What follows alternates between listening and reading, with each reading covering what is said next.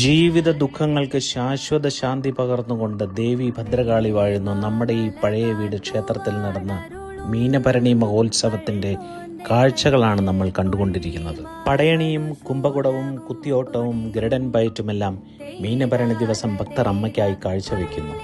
ദേശത്തിന്റെ ഇരുകരകളിൽ നിന്ന് ഒഴുകിയെത്തുന്ന ഭക്തർ അമ്മയുടെ മുന്നിൽ കണ്ണുനീർ തൂവി പ്രാർത്ഥിക്കുമ്പോൾ ദേശഭഗവതി ഓരോ ഭക്തന്റെയും മാർഗവിളക്കായി നിറഞ്ഞാടുന്നു. കൊടുങ്ങല്ലൂർ ദേശത്തിന്റെ അധിപതിയായ സാക്ഷാൽ കൊടുങ്ങല്ലൂരമ്മ നമ്മുടെ ദേശത്തിന്റെ പഴവീട്ടിൽ അമ്മയായി മാറുകയും മനംനൊന്തു വിളിക്കുന്ന ഓരോ ഭക്തന്റെയും മനസ്സിൽ തപ്പും തകിലുമേന്തി കാളിയമ്മ കൂടെ വരുന്ന 1000 അനുഭവങ്ങളാണ് ഈ ദേശവാസികൾക്ക് പറയാനുള്ളത്. പോരിനായി നേരെ വന്ന ധാരികന്റെ മുന്നിൽ 8 തൃക്കരങ്ങൾ നീളെ ആയുധവുമേന്തി ദേവി അട്ടഹാസത്തോടെ പടപൊരുതുമ്പോൾ ആവുതീണ്ടി ഓടി വന്ന കോടി സഞ്ചയങ്ങളായ ഭക്തർ ശരണമന്ത്ര ധ്വനികൾ മുഴക്കി അമ്മയുടെ മുന്നിൽ ശരണം പ്രാപിക്കുന്ന അത്യപൂർവമായ കാഴ്ചയാണ് ഭരണിനാളിൽ ഈ ക്ഷേത്രനടയിൽ നിങ്ങൾക്ക് കാണാൻ സാധിക്കുന്നത്.